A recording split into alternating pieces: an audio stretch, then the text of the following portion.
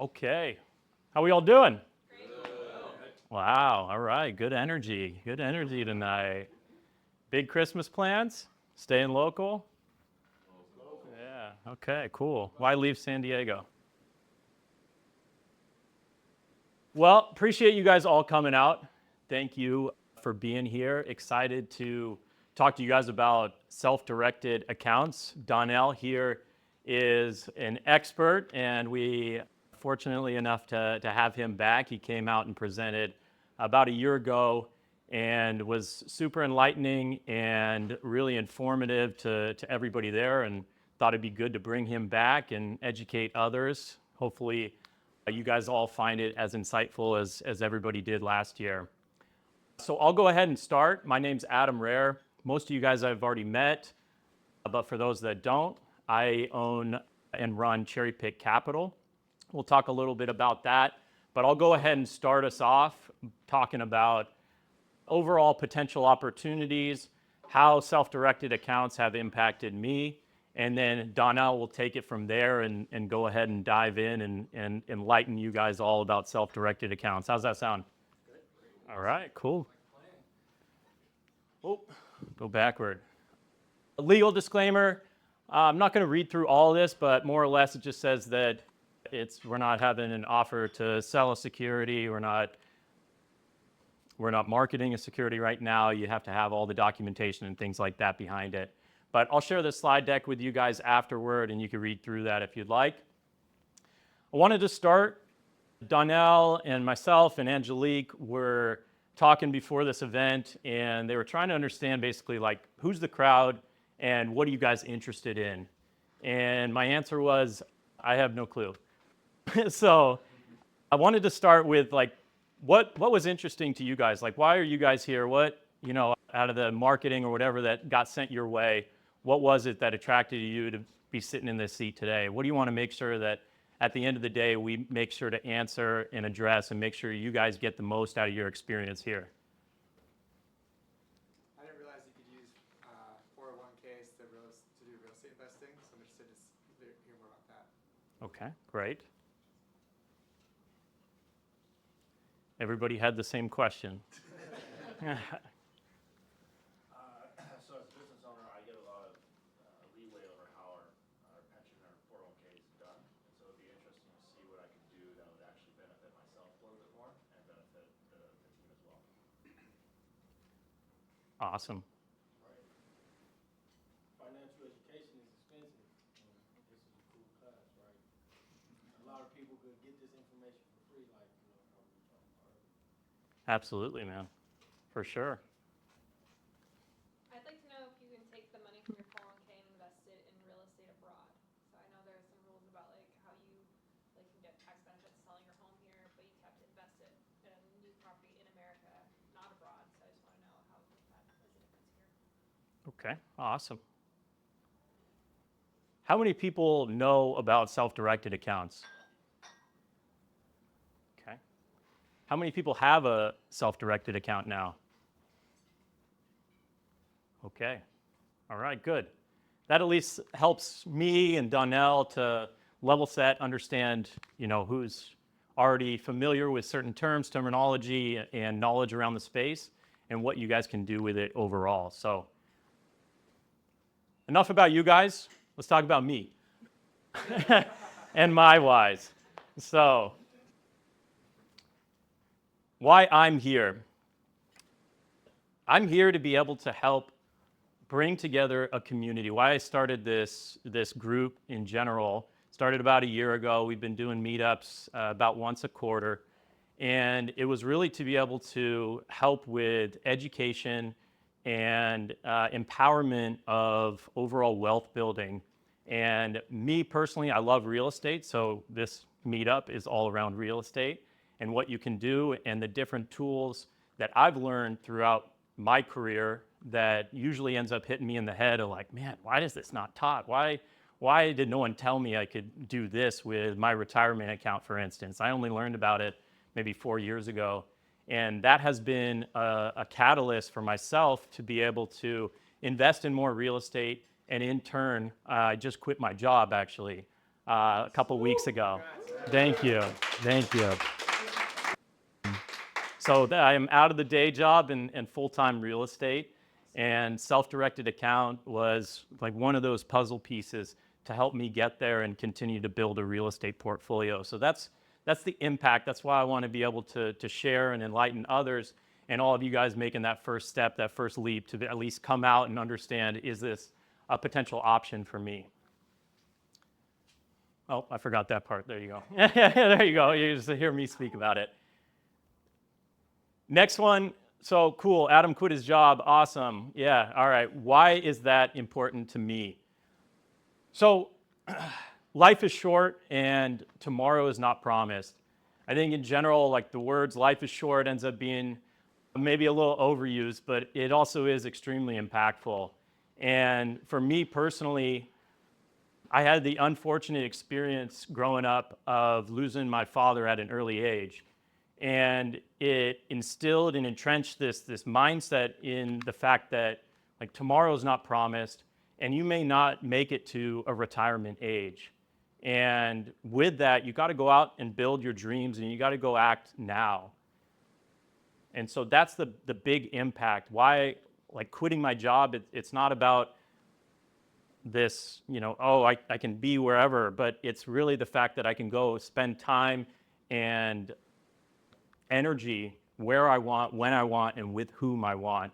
And so that's really the impact and my why of why I'm talking to you guys here about it today, why I've been focused on real estate, and latest why I quit my job. And I want everybody to have those same opportunities, things that I've learned along the way that has been provided to me through mentors, through individuals, and be able to educate others to have you guys go out and chase your own dreams, whatever that may be. And then what has real estate investing done for me? It's allowed me to manifest my own dreams. I talked about dreams and going out and chasing them. Top left there is a house I bought, do short-term rental on one side, I live on the other side. It's in Mission Beach. And I wrote in my journal for 8 years that I live at the beach. I walk my dog at the beach. I was living in the Bay Area at the time. I was nowhere near the beach. I didn't have a dog either, by the way. And through real estate investing has allowed me and afforded me the opportunity to really chase a dream and fulfill a dream.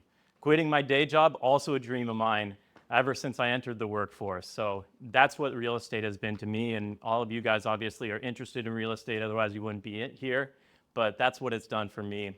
And I want that ability for all others, whether that's active real estate investing or passive real estate investing. It may not be something that you want to get your hands dirty, but you want to be a part of real estate and more in a passive fashion. Okay, now that I'm knee-deep in with you guys, let's take a step back and talk about who is Cherrypick Capital. So myself and my business partner are the two founding members. Mark Molly has been investing in real estate for the past 20 plus years. He's been a huge mentor to me. I've learned a lot of real estate, a lot of different tactics through him. He's been involved in over 1,000 real estate transactions, and he's got over 250 doors and a self-storage facility with myself as well. He lives in Phoenix. And then this is him with his wife and a little newborn baby, Kingston. And then myself here, I'm local to San Diego. I am a dog dad to this little sheep of shithead over here to the right. And I've been investing in real estate for the past 8+ years, have over 100 doors. I have a self-storage facility. And then I recently starred on Emmy Award-winning short-term rental show called Staycation. And they did that, basically an interview, almost like an MTV Cribs of that house that you just saw a picture of.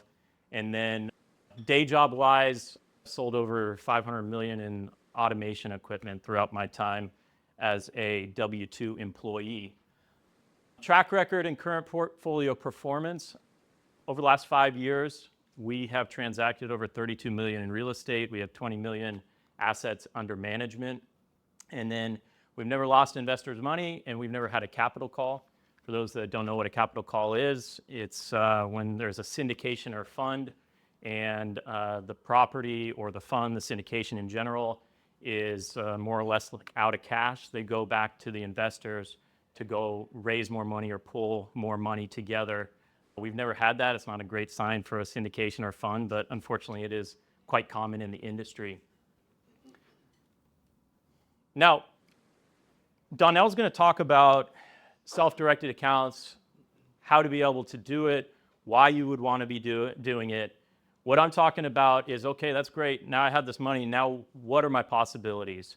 And whether that's through us, Cherrypick Capital, or through another avenue, I'm here to support and help whomever, provide any guidance. But within Cherrypick Capital, we have two opportunities. The first one is our Fund 2 that just launched, and we're going to go out and acquire 10 to 15 million in self-storage and RV parks across the Midwest. And then there'll be a minority allocation toward private debt, essentially hard money loans. We're going to be optimizing those properties, be able to provide quarterly distributions to our investors, and then we'll sell off those properties at the right timing between 5 to 10 years. We like to get our investors back their capital, their initial capital, within 5 years to then go do whatever you want, whether that's go reinvest or go out and buy a boat or whatever the heck you guys want to do with it. Yeah. Big boat guy. So this is the first acquisition in that fund. It's in Silver Creek, Nebraska. And this sits on 50 acres of land. 22 acres is a private lake. And there's about 84 of these RV pads. They pull up these RVs right onto the beach. Super tranquil. We went out and stayed and saw the Milky Way while we were out there. So just an awesome, incredible piece of land. What you see here, this is the parcel, but right down here is where we'll do development and we'll put some glamping in. So we'll have some yurts and some small cabins. And then this was secured off market, so we ended up going straight to seller and got a killer deal on it. It's going to generate over $190K in net operating income year one, so without us doing anything. And there's just some incredible low-hanging fruit. Anybody been to Nebraska? Okay, all right. The flyover state exists, huh? Yeah, there you go. So super clean, really a great community, and then the asset class itself is awesome. Everybody tends to pay up front. You don't end up with rental delinquencies like you would in multifamily, for instance. Operationally, it's much more low CapEx. So just all around, it's a great asset class and something just we're super excited about from an overall investment. It's a really unique piece of land, and it's going to be a great, great first investment for fund number 2. Jump into specifics around the fund itself. So what you're looking at here is a breakdown of different share classes. If people aren't familiar with fund structure or syndications in general, kind of taking a step back, is we go out, we pool money from investors and go buy bigger assets together. Ours is set up as a fund instead of a syndication in that we will go buy additional assets and all under one umbrella. And what that gives is diversification across different asset classes, across different geographies, and more stable, reliable returns overall. So first share class, 50K minimum investment, next one 200, next one 500, and then these are different profit splits. This is where to kind of focus your energy is targeted annualized returns. So I don't know what folks are getting in the stock market these days. I personally am not a stock market guy just because I can't control my money. I can't have access to Tim Cook if I'm investing in Apple, for instance, and call him up and like, man, you guys had a crappy quarter. Like, what the heck are you guys doing? Whereas everybody here, anybody that's invested with us, obviously, it's just one phone call away. But targeted annualized returns, what that means to an investment itself, I use some ChatGPT wisdom here, but what's interesting is, so an initial investment after a 5-year, 10-year, 20-year, 30-year, and this would be compounded every 5 years. 5 years was chosen because we looked to get member capital back within 5 years. And so 50K you'd be looking at anywhere between like 87 to 112K, and the ranges are from the 15 to 25%. Where it gets really interesting and where compound interest is so beautiful is year 30, you're talking about like 1.4 to 6.5 million. I had to spend a lot of time with chat to make sure that the math was accurate, because some of these numbers get pretty ridiculous as you go higher in investment. But 200K, you go from 380K up to, this is showing 43 million. And that again is just based on compound interest. That would be taken 5 years, you go and reinvest everything, and you keep compounding that over a 30-year period. And the last one here, all the way up to 181 million. So you wouldn't reinvest into the same exact fund, and whether that was with us or whomever, but as long as you were in those same trajectories of targeted returns, that would be the impact. So why I bring all of that up in your retirement funds, super imperative that you're focused on targeted average annualized return and how it's performing over that time, and looking to reinvest that capital, because that right here is the beauty of compound interest. Any questions so far? Whew, silent crowd. All right, sounds good.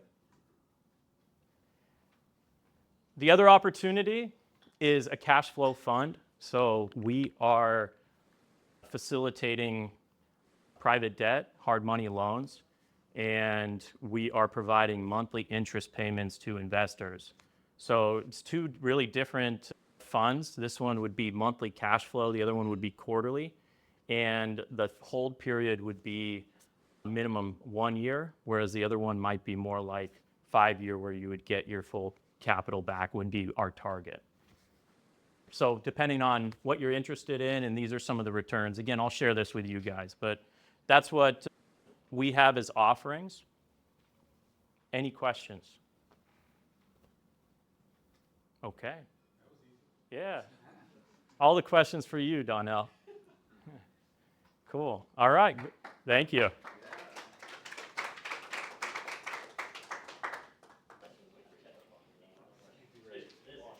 All right, I think we're good to go. So I'll get into who I am. If it's all right with you, I'd like to just jump right in. And I do apologize. I've got about 80 slides, but they move fast. And how many of you have heard this before? Just curious, because I know there's some familiar faces in the room. Yep. And here's the thing. This is one of those presentations where I don't know that you can hear it enough, because every time you pick up on things that you just didn't know, or you heard it differently the last time or something like that. So I do apologize, but I really don't. I was sitting at home trying to figure out how to make this 30 minutes, and I couldn't. Because here's the thing. We've been intentionally, I'll call it, conditioned to believe certain things about retirement accounts. And I think in order for you to understand why you having control over your own IRA, 401k, 403b, TSP, government 457 plan matters, you kind of have to build up to it. You have to kind of first sit in, here's why you have what you have. It's not a bad thing, it is what it is. And so I struggled getting rid of stuff. And so Adam already kind of explained why you're here. Like, either you're here to be a real estate investor, or you're here to probably generate wealth. Oh, I went too far. Generate wealth through real estate. Am I correct? So you guys have maybe W-2 jobs, or maybe you're entrepreneurs, or maybe you're already in real estate, but the objective is to do more. As you're watching this, if you're already investing in real estate, look at it from the perspective of when you go home, think about your neighbors next to you. How many of them are going through their normal 40-hour-a-week job, doing their normal routine, thinking that they have enough, thinking that once they retire, they'll be able to successfully stay retired? Because the truth is, they won't. And so even if you have all of your things in place, you've got your self-directed retirement account, you're invested in real estate, what about your neighbor? And look at it from the perspective of, how can I assist them in being able to get there too? Because ultimately the objective is to build wealth through real estate. And I'm pushing buttons in the wrong direction, it looks like. And how many in here just have a retirement account? I saw the self-directed IRA, but how many have just any type of retirement account? Any type. So keep this in mind, because the question is, how much access do you have with your current retirement account? Meaning, are you capable of investing into anything other than what the mutual fund stocks and bonds you are already offered? And what I mean is, are you able to invest in non-traditional investments? And we'll get into what non-traditional investments are. But just look at it from the perspective of everything outside of mutual fund stocks and bonds are non-traditional investments. And I do mean anything. We're here to talk about real estate, but it could be businesses, it could be liens, it could be land, it could be crypto. It could be anything you want. So the objective is, do you have control? How do you gain control over your own retirement dollars? And again, if you're a real estate investor already, whose money are you using? Are you using yours mainly, or are you engaging others around you? Because I think there's an opportunity to grow this space. Like, if nothing else, you guys should be working together at minimum to be able to, right, generate and build wealth. But in addition to that, as I mentioned, as you go home, when you go home and you are driving or pulling into your driveway, how many opportunities are there in your neighborhood to be able to bring them into a space like this? My goal is just simply to rescue and or help you access your retirement dollars, penalty-free and tax-free. And when I say self-directed, what do I mean? Because there's a lot of companies, you can get a self-directed retirement account from Fidelity. But what do I mean? I mean to be able to invest in what you want, when you want, assist your investors in being able to invest in what they want, and also educate others around you. And the last piece, and I think when I was here a year ago, this number was 36 trillion. It's 40 trillion now because the market's doing pretty well. But if I could show you how to access $40 trillion, would that be okay? It's only 40 trillion. It's not much. I moved down this path of self-directed retirement accounts from strictly being a real estate investor, just like you. I thought I needed 10 doors. Give me 10 doors, give me some tennis toilets and trash, and away we go. But what I realized was, I'm a numbers guy. I'm an engineer. I like the math. And when I started peeling back the layers and understanding where the math was coming from, a guy asked me, hey, have you ever thought about where my investors are getting their funds from to be able to invest with me? And stated they use their retirement accounts. My response was, you can't. My retirement accounts are tied up in mutual funds, stocks, and bonds. You cannot use retirement dollars to invest in real estate, because if you do, you will be taxed and penalized. Little did I know, I was wrong. And it started with the Google search. All I did was type self-directed 401k into my favorite search engine. And if you were to do that, what you would find is on the first page of Google is this little company called Self-Directed Retirement Plans.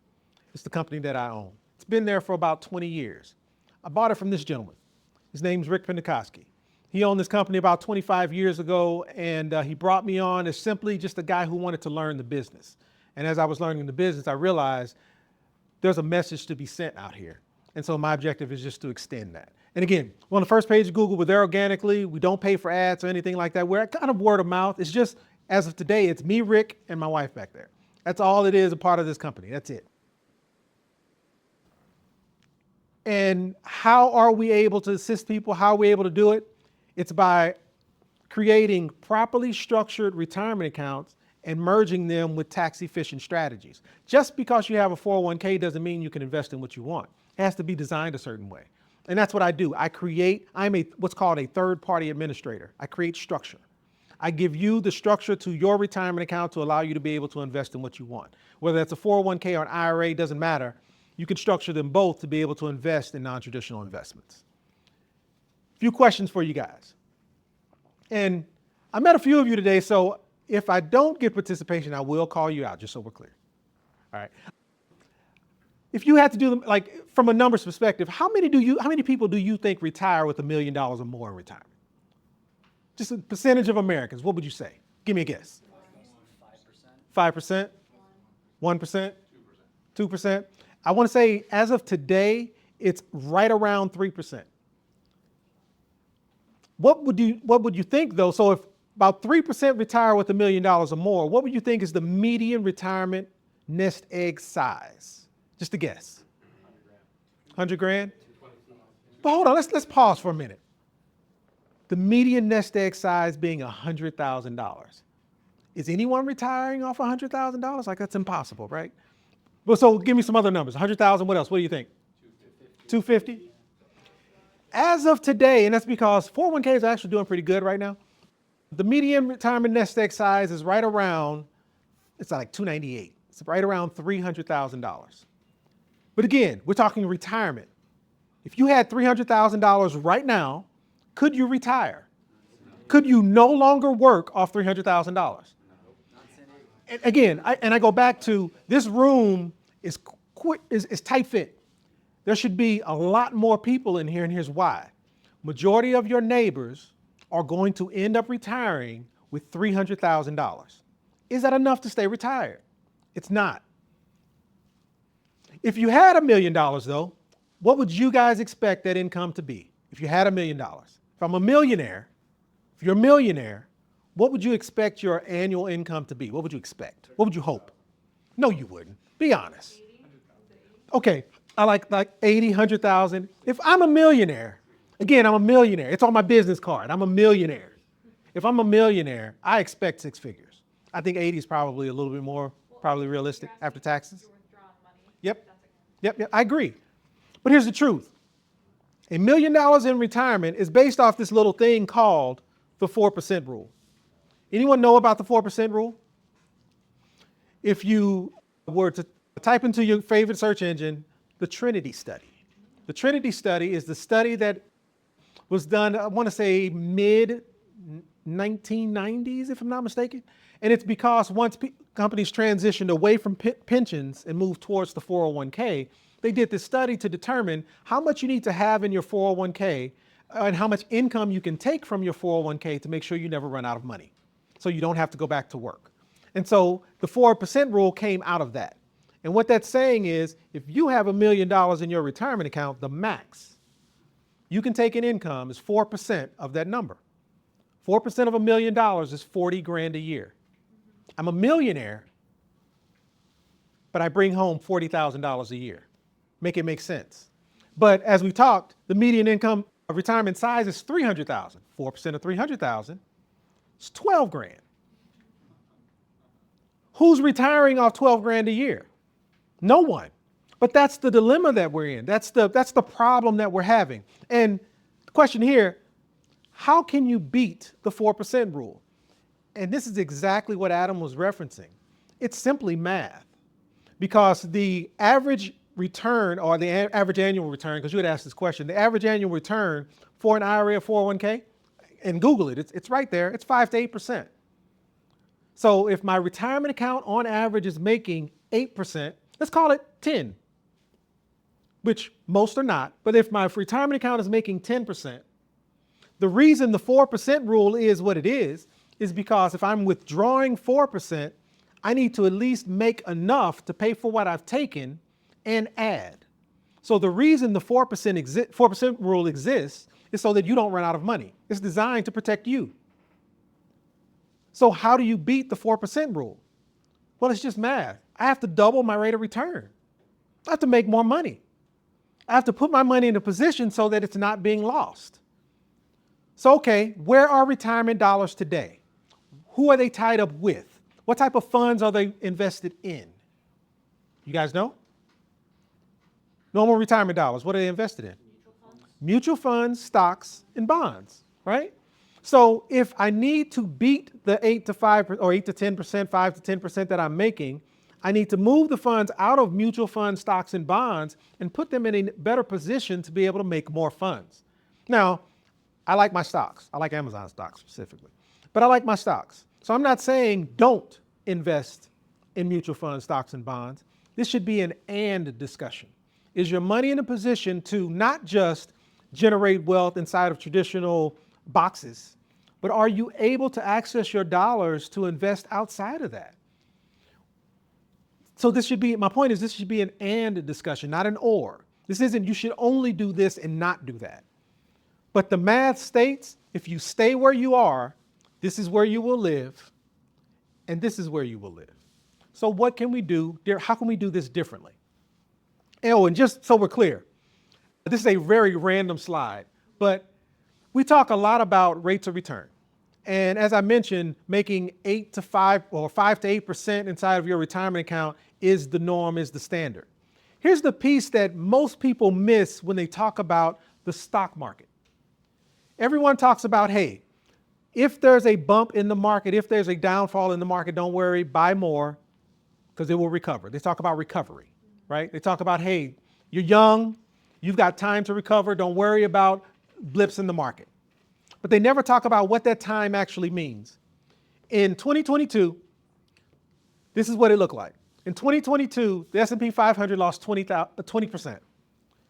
It would take approximately 40 months to recover from a 20% drop in the market in your retirement account. No one talks about that. So think about it. I'm 51 years old. My objective is to retire at 59. I take a hit in the market due to we changed presidents or Elon Musk said something stupid or whatever the issue was in the market. I'm 51, my objective is to retire at 59. I take a 20% hit in my retirement account. It's going to take me almost 4 years to recover. So what does that do to my retirement date? But no one has that conversation. What they say is, hey, the market's on sale. It's cheap. Keep buying, right? And so my point is, as long as we stay in the market, we are limited to what the market can or can't do. And again, this is not an or discussion. This is what can I do in addition to what's happening in the market? And there's five ways we kind of educate around how to, I'll call it, counter what the market is doing. I'm only going to talk about self-directed retirement accounts. But just so we're clear, I think if you were to go to my YouTube channel, it talks about self-directed strategies, but I think it actually should be named how to access your leverage, because it's about leverage. Meaning, I've got this IRA, a 401k, a 403b. Are you able to leverage it today?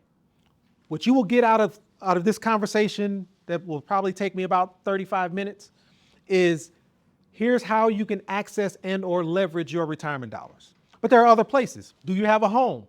Is there equity in that home? Do you understand how to leverage the equity in your home? Or were you conditioned to believe you need a mortgage and the only way to access the leverage in your home is to get a second position home equity line of credit, you got 2 payments, or you have to sell the home? There's actually a better way, an easier way for you to be able to access the leverage that you have. Cash value life insurance products, that's that SKIA part. Secure compound interest account is what it stands for. A lot of people think life insurance is just based off death.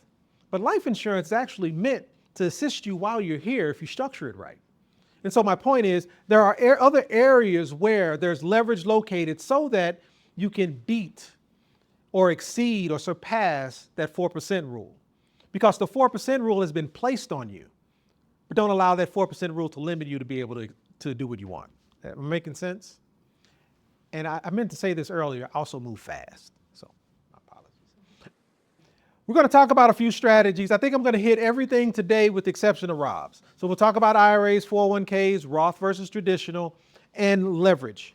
Because a lot of people don't realize your retirement account can actually borrow. It can go to a bank and ask for a loan to be able to bridge opportunity. So we'll talk about that.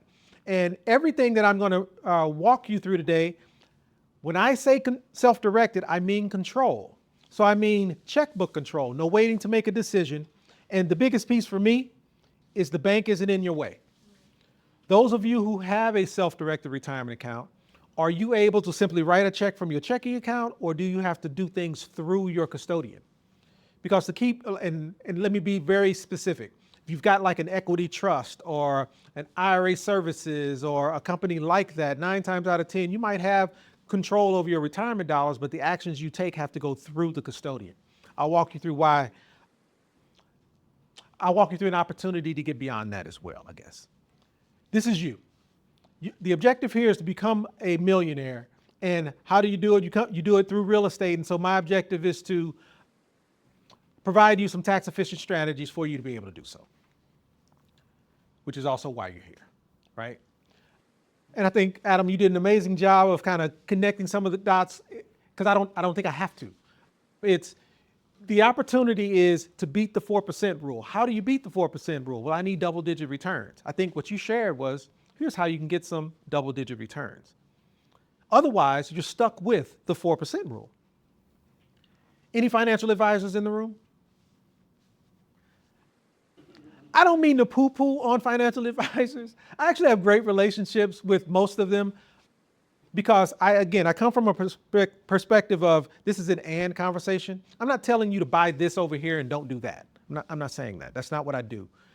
I think there's a partnership opportunity that I should have with your financial advisor. Why? Well, the reason your financial advisor can't tell you to go work with Adam and invest your retirement dollars in real estate, it's because they can only offer you what they have to sell. Meaning, in most cases, your financial advisor works for Fidelity. Name the property that Fidelity owns that you can go invest in.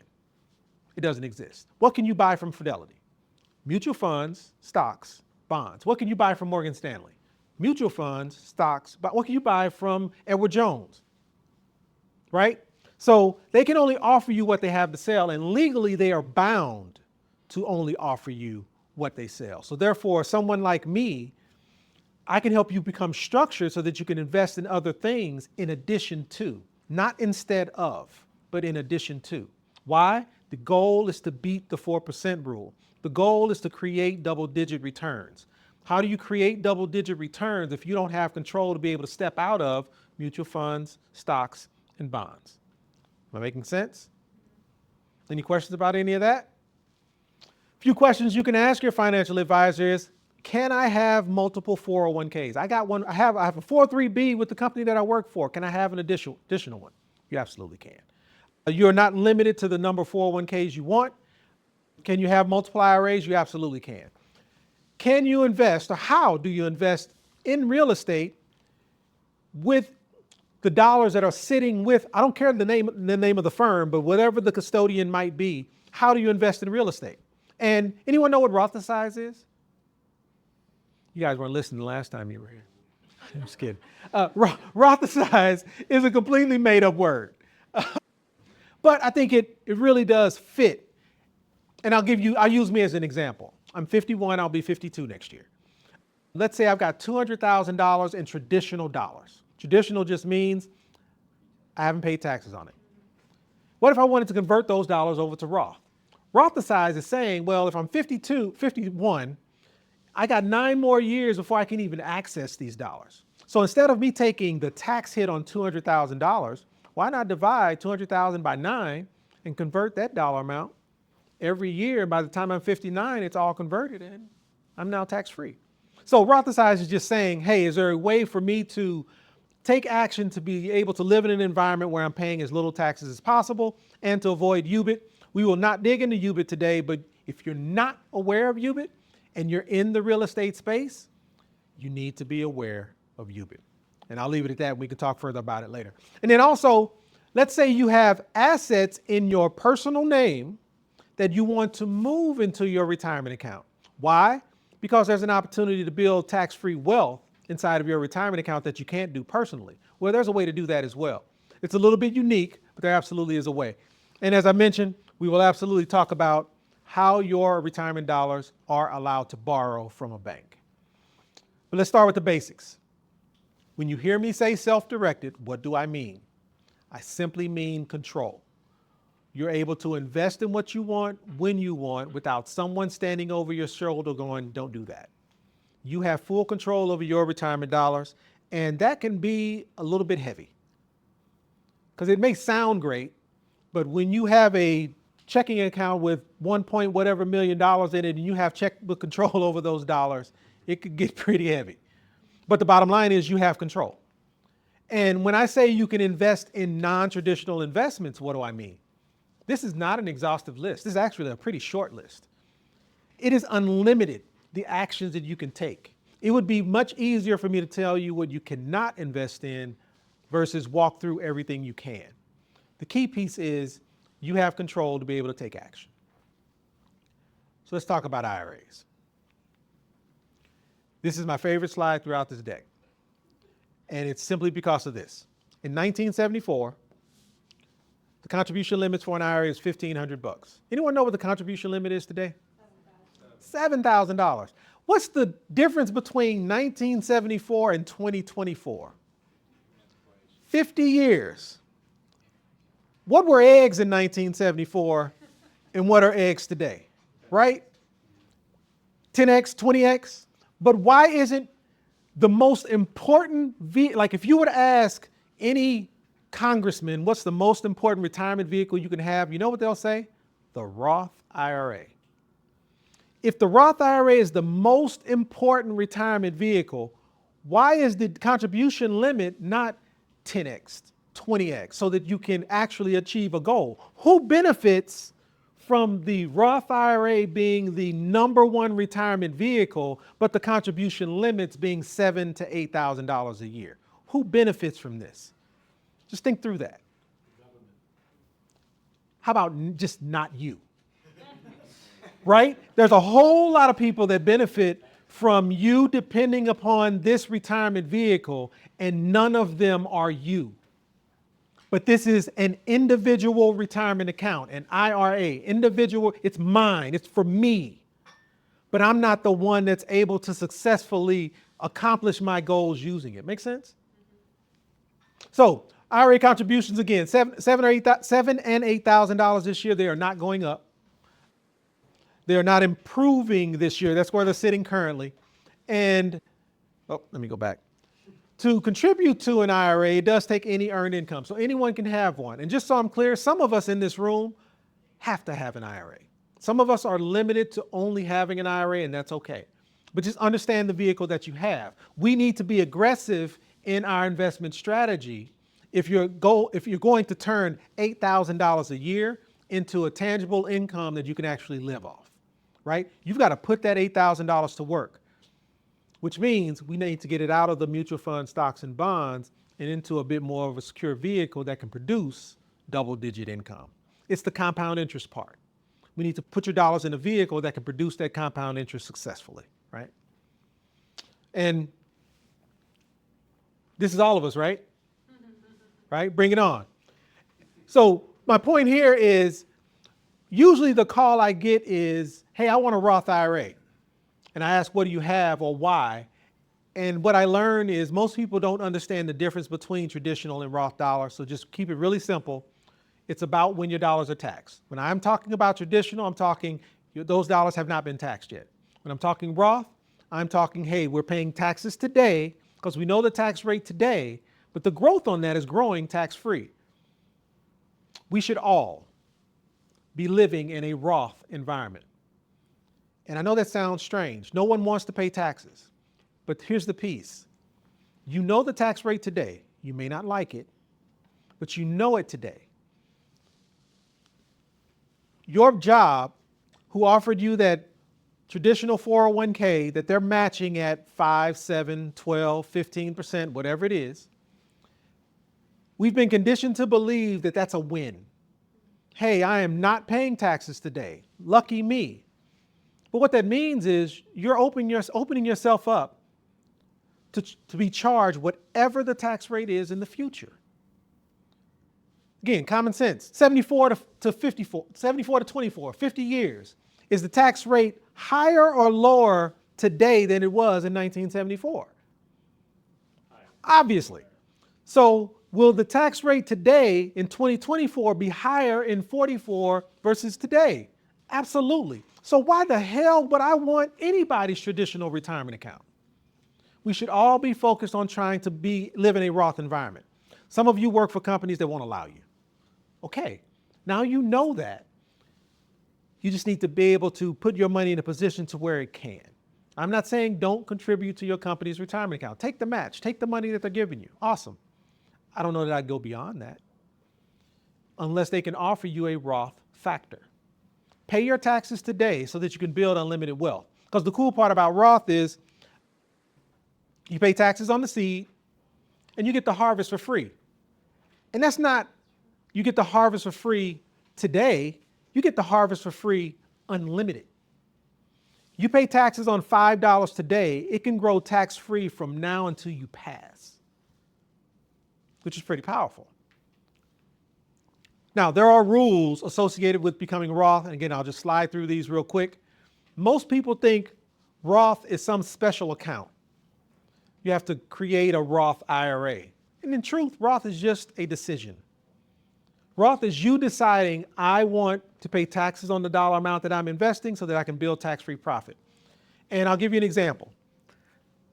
Let's say it's January 1, 2025, and your objective is to invest in a space like this. And you're investing your traditional dollars of $50,000 in whatever the fund might be. Fund number 2, I think it was 1, 2. You're investing $50,000 from your IRA, traditional IRA, into fund number 2. And you see that 12, 13, 14, 18% return is pretty likely. And you just realize this conversation that we had, wait a minute, I invested $50,000 traditional, which means the profit that I'm making is also tax deferred. It's now December 17th. I can actually decide right now that the dollar that I invested in January was Roth, which means any of the profit that I made from January to today has actually been growing tax-free. Here are the rules. The first step is I have to decide. And even though it's December and I decided about that dollar amount in January, I have the autonomy to be able to do so. So I've decided that the $50,000 I invested in January is Roth, and therefore all of the 18% that I'm making this year is now Roth profit. But the next step is on December 31st or April 15th, when I file taxes for the prior year, I have to 1099-R myself for the $50,000 that I converted. First step. But notice, I didn't create a special account. I didn't ask permission. I didn't go to Fidelity and see if I could have a Roth IRA. I simply decided. First step is deciding. Second step is I do have to 1099-R myself for the amount that I converted. But that growth, that 18% that I made this year, that's Roth profit. And now the next step is the account has to be in place for 5 years. Again, I'm 51. If we're using me, I'm 51. 5 years, I'll be what, 56? So I still can't use the funds, but that $50,000 that made 18% compounded based off the schedule that you saw up here, that $112,000 or what, I don't remember what it was, whatever that dollar amount was that my $50,000 made, that's all Roth profit. And then once I turn 59 and a half, I can start taking tax-free distributions forever. All because I decided that these dollars were no longer traditional and they were Roth. There's not one Fidelity commercial you can find that will tell you that, because they want you to think you need them to convert a dollar amount to Roth, and you don't. Does that make sense? Any questions about any of that? Okay. That 5-year rule. The other cool part about that is, as I mentioned, remember I said I invested in January, but I waited till December to actually decide that those dollars are Roth, which means if you wanted to make a Roth conversion, even though there's only a few days left in 2024, if you started today, that you don't have to wait a full year of 2024 in order to accomplish that 5-year moment. My point is, it doesn't matter what day you pick in this year, you get the full year's service of that 1 year needed to accomplish the 5. Does that make sense? And one other piece. As I'm talking today, if you're thinking about creating an IRA or a 401k to be able to have more control over your dollars, you are running out of time. But here's the cool part. As long as you have the account created by the end of the year, and I did say created, you have until April 15th to fund it. Why? Why does that matter? Well, the whole purpose of doing this, if you're using a traditional approach, is to reduce your tax burden. Now, we all talked about being in a Roth environment, but I like to pay less in taxes as well. I'm an entrepreneur. So the common sense approach might be, hey, I need to reduce my tax burden by X dollars. Well, you know what? If you created your account by December 31st, you have until April 15th to fund it. And if you file an extension, you actually have, that says October 15th, but it should be September 15th if you're a business owner. But the bottom line is you have, 9 months to be able to fund your self-directed retirement account for 2024, which is pretty powerful as well. So keep that in mind as we go through this. And remember, earnings are unlimited, which means the limit is your imagination. But the earnings that you can make on your Roth dollars are unlimited. How do we create an IRA?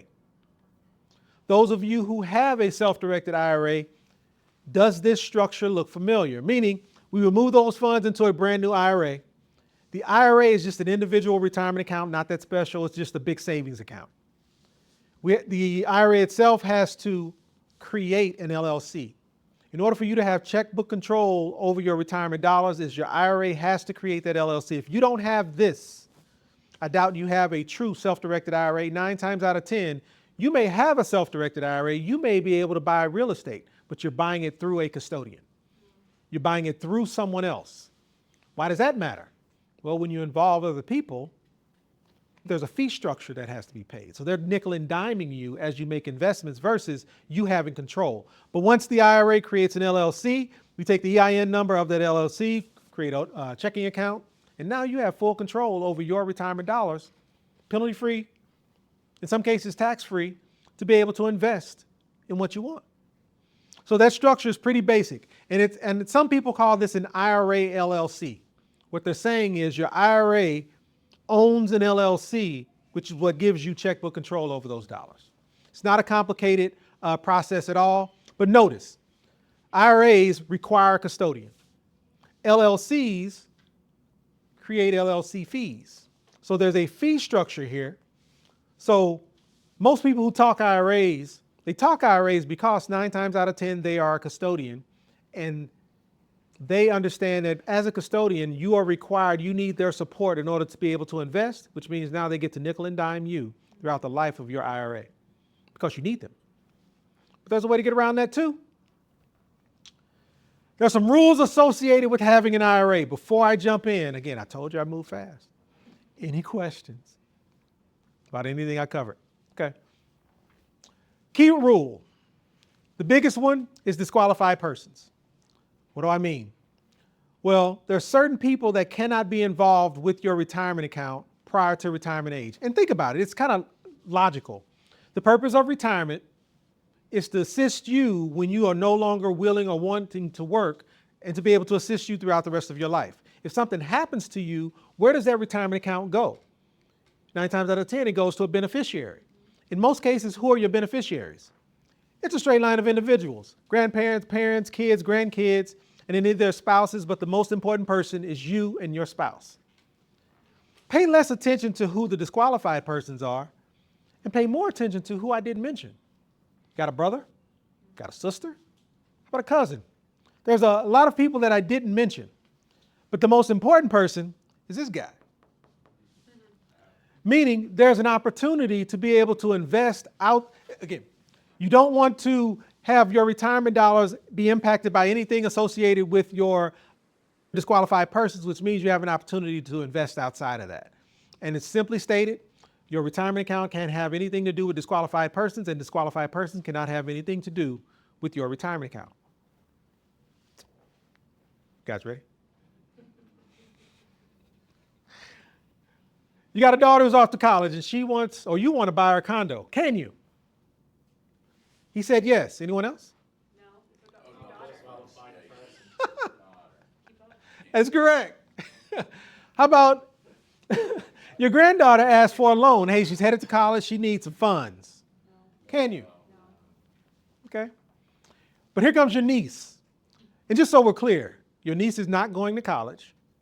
And she really doesn't need the loan. She just wants to piss off your granddaughter and your daughter. Can you do it though? Can you put her in a condo, have her pay the rent back to your retirement account? Absolutely. But let's keep going. A little tricky. You've got an Airbnb in Mexico because someone asked, can I buy property outside of the U.S. if I'm not mistaken?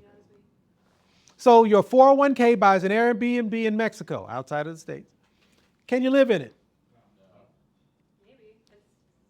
I love that. And so the answer is no, but maybe. You're right. It depends on how long you're living in it. If you're moving to Mexico and you're staying there forever, can you live in your Airbnb? You cannot. Is there a way we can get beyond this? There are some things that we can do, but in most cases, it's a 60-day rule. You can absolutely stay in your own place for 60 days.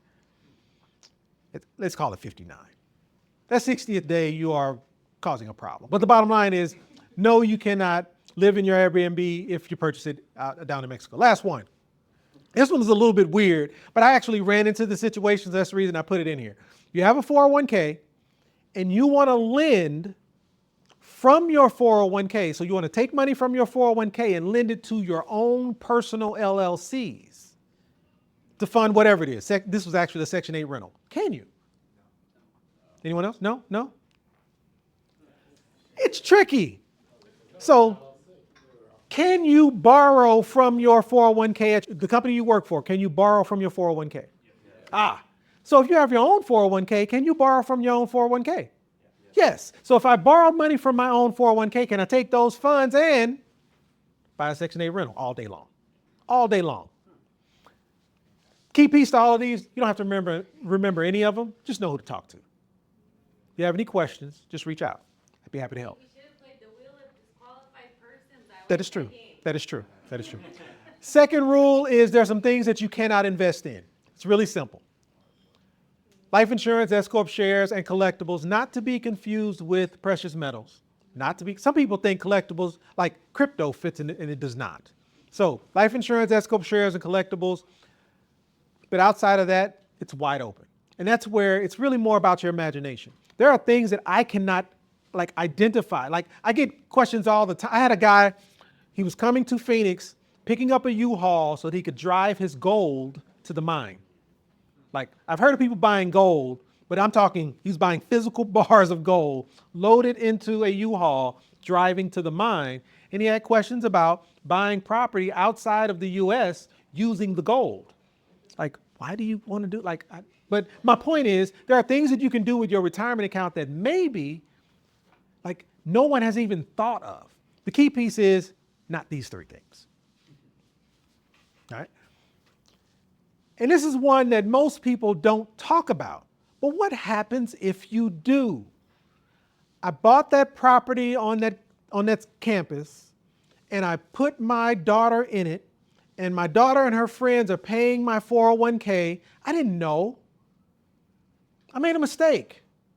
What happens if I make this mistake inside of my IRA? Anyone know? Tax penalty is what I would say. So maybe I want to do it because what's a little tax and a little penalty?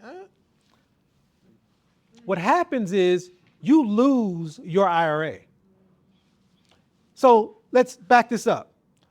You telling me if I make a $10,000 mistake, something minor, I gave my daughter $10,000 to buy a car so you could drive to school, yes, you would invalidate your IRA, meaning you lose not just the dollars in it, meaning now that it's become taxable, but all of the protection that you have with having a retirement account.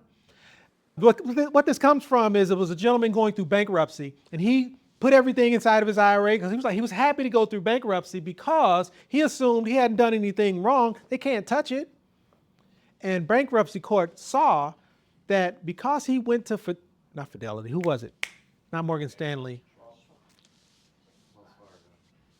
I'm going to make up a name. It was Charles Schwab. I don't know who it was. Let's just call it Charles Schwab. He had opened an account at Charles Schwab, and because he put his name as a guarantor of the retirement account, Which is required, but based on their paper. right, Charles Schwab told him this is what you have to do in order to open up this IRA.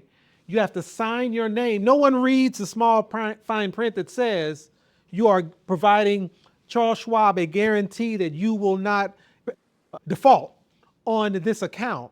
But as a result, that invalidated his IRA. He was only doing what Charles Schwab told him to do. But that alone invalidated everything, and the bankruptcy court took it all. My point is, you don't know.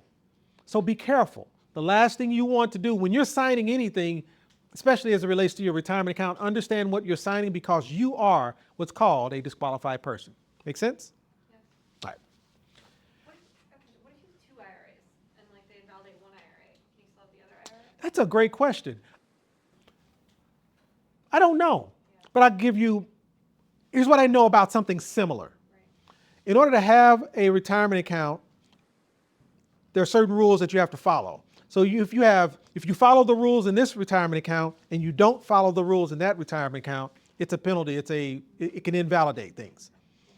So my assumption is, regardless of how many you have, it could cause the same problem. But don't quote me on that. But my point on this slide is, but I'm gonna show you how to beat it. You can beat these things. You can get beyond these things. But before we do that, let's talk about leverage. Let's talk about, can your retirement account, like I run into a lot of people, especially between that 28 to I'll call it 38 space, and they've worked for several companies, which means they've left a few retirement accounts. And when you pool all of those retirement accounts together, they might have 20 grand, might have 25, might have 32 grand or something like that. And their issue is, I don't have enough to be able to participate in an environment like this because I need 50 grand to do it. Not realizing that your retirement account can actually borrow money, meaning your IRA can walk into a bank and get a loan. Now, obviously IRAs don't have legs, but my point is your IRA can borrow funds. And to understand that, you kind of have to understand what recourse is. Because you can get a loan from your retirement account, but it has to be in the form of a non-recourse loan. But to understand non-recourse, like what does recourse mean? And you guys already know what it means. When you go to a bank, let's say you went to a car dealership to buy a car, but you had to get a car loan. When you got that car loan for that vehicle, that 60-month loan, 72 months, whatever it is, when you sign your name, what does your signature mean? Your signature means, if I default on this loan, they can come after who? Me. They get to sue me if I don't follow through with this agreement. So which means the bank's recourse is to come after me if I default. So I'm giving my personal guarantee. Okay, but this is an IRA. What's the number one rule for an IRA? Disqualified persons. Who's the number one disqualified person? Me. So if I wanted a loan from a bank, can a bank require me to provide my personal guarantee? They can't. So how do they lend? They lend to your IRA, they lend to your retirement account based off non-recourse. What does that mean? They're lending to you based off the opportunity. Let's say I wanted to buy this Christmas tree with my IRA. The bank's going to say, what is the Christmas tree worth? Is it worth this loan? We're going to lend based off the opportunity or the probability that this Christmas tree will increase in value over time. So they will lend from a non-recourse perspective based off the value of the thing that I'm buying, not me. And here's why this is important.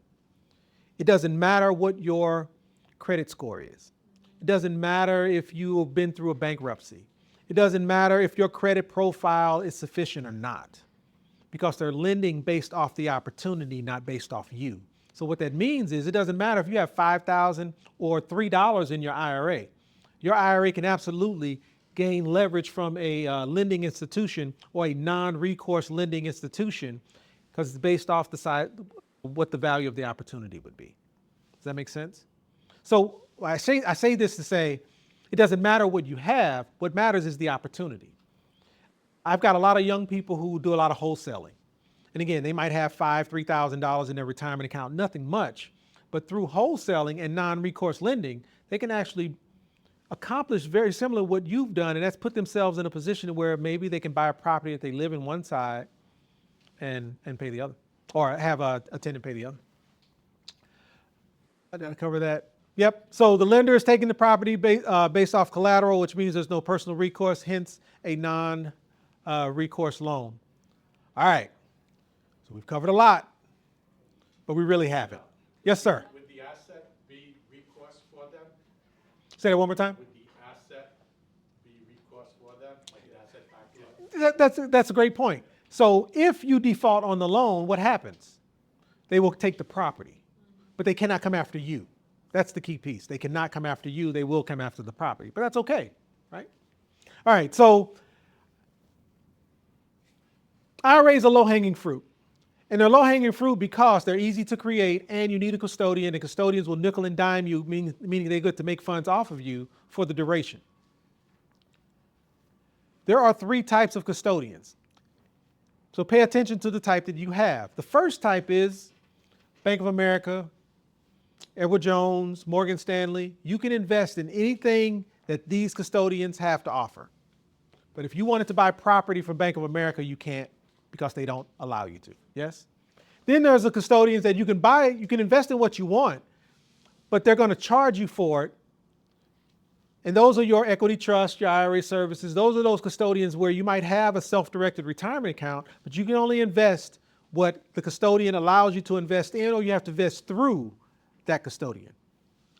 And then there are the passive type, meaning they are FDIC insured just like every bank, but they're not standing over your shoulder, making sure they're not standing over your shoulder telling you what you can or cannot invest in. This is what you want. You want a passive custodian that will allow you to invest where you want and how you want. And there are thousands of passive custodians out there. And just so we're clear, any of these banks can be a passive custodian if they choose to. And I go back to choose to. Most custodians fail to ask some simple questions. The first one is, do you have any self-employed income?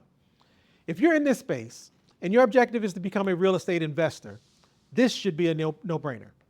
So let me ask in the room, do any of you have any self-employed income? Yes or no? Yes? And the other is, do you have any full-time employees? And if the answer to this question is no, we shift. But just so we're clear, up. Oh yeah, that was right. Yep. So we shift to self-directed 401ks and we do about 20 times more self-directed 401ks than we should. I'm doing something special for this group, so a quick commercial.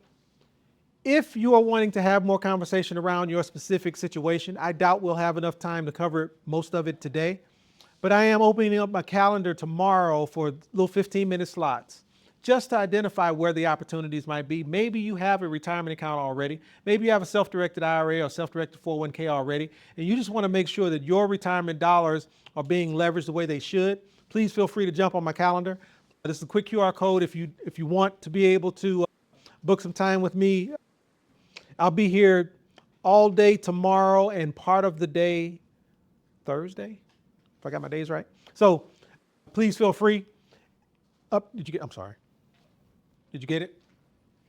Got it. Perfect. Again, we do 20 times more 401ks and IRAs just by asking those two questions. And this is the one that I get often. But what if I don't have any self-employment income? There are many ways to go about it. You can sell stuff on eBay. You can do 1099 anything. You can do Uber or Uber Eats or whatever the case may be. But here's the key piece for me. I am done having conversations about whether or not you should or shouldn't have self-employment income. And here's my point. If we can't agree on anything else in this room about this incoming administration, I think we can all agree that this next administration is very business friendly. Can we agree on that? Yeah. So you should not be leaving this space without some type of self-employment income because the benefit to you having it is probably exponential at this point. So are you doomed to an IRA if you don't have self-employment income? You're not. But the truth is, none of us should go into next year without some form of self-employment income. And I don't care what it is. Get you an Amazon store. I really don't care what it is, because you want to be able to take advantage of all the tax benefits coming with having your own business. Does that make sense? And I share this not just for you. I go back to when you go back into your neighborhood, pay attention to the people around you who are going and doing their 40 to 80 hours a week every week thinking they have enough. They don't. And also, what if you already have an IRA or a 401k at your job? You can have as many 401ks as you want. What's required to have a 401k is just simply a business. You just simply need self-employment income to be able to have it and no full-time employees. And when I talk about a self-directed 401k, I'm talking about zero custodial fees, zero custodial interference, and no investments lost due to waiting on being able to take action. So it's about control. Now, to have a 401k, it does require a sponsor. And that sponsor can be any LLC, any S Corp, any C Corp that already exists. Similar to the IRA, you have to create an LLC. The IRA has to create and own that LLC. This is different. Any LLC, any S Corp, any C Corp, any 1099 income is enough for you to have your own 401k. So without a custodian, how does it work? You are what's called the trustee. Most people don't realize this, but your current company's retirement account, your current company's 401k is actually a trust. It's just they've removed some of the backing or the structure associated with it that gives you all of the capabilities that this self-directed 401k has. Meaning, you all have a trust. And if you know anything about trusts have their own EIN number. Which means when it comes to creating a self-directed 401k, what does that look like? We would move those funds into the new self-directed 401k. Because 401ks have their own EIN number, there's no additional structure required. So you take the EIN number of your trust, and now you have checkbook control over your retirement dollars. Oh, sorry. So the process for creating a 401k is a lot simpler, a lot more clean. And in addition, the ability to commingle funds between your retirement account is there, meaning you and your spouse can both commingle retirement dollars in your own self-directed 401k. What does that do for you? Well, now when we're talking about dollars to be able to invest, it gives you a much larger pool to be able to invest from. And again, how many you have, all of them can go into one 401k. The cool part about that is if I'm eliminating an IRA that I have and an IRA that my spouse has, IRAs require custodians, custodial fees, maintenance fees. I just not only consolidated retirement accounts, but I'd reduced the number of fees being paid to banks by simply commingling funds between myself and my spouse. Oh, and my other favorite slide is this one, contribution limits. We talked about the IRA contribution limits being $7,000, up whatever that dollar amount is since 1974, whereas here, contribution limits for a 401k in 2025 would be, $69,500 if you're under the age of 50, and $77,000 if you're over the age of 50, which is pretty powerful. Way more than the $7,000, $8,000 that you're able to contribute into an IRA. And the other piece is that, which I kind of touched on earlier, is you're able to borrow against your 401k and use those funds for whatever you want. So that can I leverage funds from my 401k to buy a Section 8 property? Absolutely you can. You can borrow for 50% of what's in it, up to $50,000. And if you have a spouse, that's times 2. So that's $100,000 that you can put in your pocket. Now with a loan, and I did say loan, you'd have to pay it back. But you set the terms. You set the time frame. The rules look like this. You can borrow that 50% up to $50,000. You can use the funds for whatever you want. There is a payback period, but you set the terms for what that looks like, whether it's quarterly, monthly, however, and the interest rate. It's just as simple as filling out a promissory note and assigning it to yourself. And then the piece that isn't in here is if you use these funds to purchase a primary residence, a residence that you're going to live in, instead of 5 years, you actually have a 15-year payback period. It's pretty powerful. And again, same thing. You get it done before December 31st, you actually have until April 15th to be able to fund it. So we've covered a lot. IRAs require custodian, 401ks does not. It's a trust. IRA, lower contributions, 401ks much higher. IRA, if you wanted to leverage or borrow against an IRA, the only way to do it is with a taxable or penalizable distribution, whereas with the 401k, you can borrow for 50% of what's in it. IRAs, individual retirement account. You can have one, your spouse can have one, which means you have custodial fees, your spouse has custodial fees. Where's the 401k? One plan for both. IRAs, very simple. UBIT applies, 401ks, UBIT does not. UBIT stands for unrelated business income tax. You do not want to get hit with UBIT. That's a 35-37% tax on your profits. IRAs require structure, requires an LLC in order for you to have checkbook control. A 401k is a trust. It has its own EIN number for checkbook control. And then limitations on income. I don't talk about this anymore, but IRAs, if you make too much money, you can't contribute your $7,000, which is ridiculous. With the 401k though, there are no income limitations on being able to have one. And prohibited transactions. In most cases, A prohibited transaction in a 401k is a penalty, whereas in an IRA, you lose it, which is pretty powerful. Which would you prefer?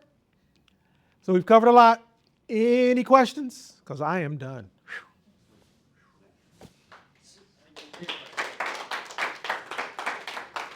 And any fully, whether it's an IRA or 401k, you put it into, Adam's fund, you get your 18% annually, let's just say. Yep. Is there, that has to stay into that vehicle until you're 59 and a half years old. If you take any of that out, you have to pay taxes on that. Do you also get hit with the 10% penalty just as emergencies? So a couple things, because there's a lot there. You invest, the return has to stay in that 401k. You're absolutely correct. Once you hit 59 and a half, any distribution you take, if it's a traditional retirement account, you're going to pay taxes on it, but you will not be penalized. Again, I like to focus on a Roth environment. So I would suggest if you're not close to 50, how do you transition those traditional dollars over to Roth? But the moral of the story is there's no penalty as long as the dollars stay in the account, stay in the 401k until you hit 59 and a half. But if you needed some of those funds ahead of time, you can always borrow against it. Yeah. And again, you set the terms on that. Great question. Yes. I recently learned that, like, if you have a 401k, if you use a Roth 401k and a Roth IRA, you can take your, transfer money from your 401k to your Roth IRA, whatever. And then, but then when you have any of the money that you invest yourself into your 401k and then transfer it to a Roth IRA, you can take all that money out, all of it, right? And not the interest, and not pay taxes or penalties. So I'm going to restate. I think I understand what you're saying, but let me restate it. Yeah, go ahead. Because what you're talking about is a backdoor. They call it a backdoor Roth IRA is what they call it. And the truth is, it's just a backdoor ATM. And here's all you're saying. However you do it, if you have a Roth account, whether that's a Roth IRA or a Roth 401k, they both work the same. The money you contributed into the Roth IRA or the Roth 401k, you've already paid taxes on. Right. So if you needed access to the basis, let's use hard numbers. You contributed $50,000 into your Roth IRA, but there's $500,000 in it. That $50,000 you contributed, you can pull out at any time because you've already paid taxes on it and there's no penalty to do so. So it's ultimately a backdoor ATM for you. If you need access to your basis, you always have it. So. Should you, basically, I'm learning a lot from you. So, like, we shouldn't do that, I guess, is what I'm saying, right? Like, you shouldn't take that money out and go invest it. You should keep it into this ecosystem and then invest it that way. That's probably the best way to handle it. I hope we get a chance to build a relationship because the truth is, I'm about leverage. Right. I'm not going to say you shouldn't. My question will probably start with why. Because there may be a situation where this makes sense. Because maybe you need the liquidity to be able to take action that you don't want to take action inside of your retirement account because you can't access those funds till you're 59. But maybe I want to borrow $50,000 and go put it in this vehicle over here so that I can access those funds today and make money off those funds today, and I'll pay myself back. But it may logically make sense. So would it make sense to do take a backdoor option, take my basis out, and go do something externally? It may. Yeah. I But- guess it comes from, like, I'm kind of learning from you. 'Cause, like, Yeah. the big thing is, like, nobody can tell you what to do with it. It's your money. You can That's spend the it. And part. I think that's kind of what you're teaching us. It's about control. It's about you having the capability to be able to take action, and you're not waiting for someone to decide, or you're not waiting to ask permission. It's you have the autonomy and flexibility to be able to do what you want when you want. And to me, and that's where this is not an or. Please, if it comes off as an or discussion, I need to do this better, because this is not an or discussion. This is in addition to what you're currently doing. If you just stop there, it's not enough for you to be able to accomplish your goals. So what are those additional things? Where is there an opportunity in this space for you to be able to do some and action? Does that make sense? Great question. Yes, sir. I think you talked a little bit about Elections would be like Roth money by the end of the year or something. Yeah. Is there a limit to how much money you can convert from like the IRA to the Roth? So I would say it's all about your tolerance as to how much you would want to pay in taxes, So because it's really up to you. strategize my CPI. So ideally, you're gonna pay 0% taxable income and then convert all that money for free. Exactly. Okay. Exactly. There's no limit on that money. There isn't. There isn't. And that's that Rothicized piece. Because again, for me, if I've got X amount of years before I can touch it anyway, I may as well stretch that out. Or if I'm having a year where, you know what, I can take more of that tax burden on now. Yeah, you're absolutely correct. Any other questions? Well, if no other questions, I thank you guys. I'll be here. So if you have any other questions, we can also talk as well, but I appreciate it. Anything? No, thank you so much. Okay. Yeah, please book time with him if you guys are interested at all. Thanks for everybody. Stick around, hang out for a little bit. Appreciate everybody coming out. Thank you.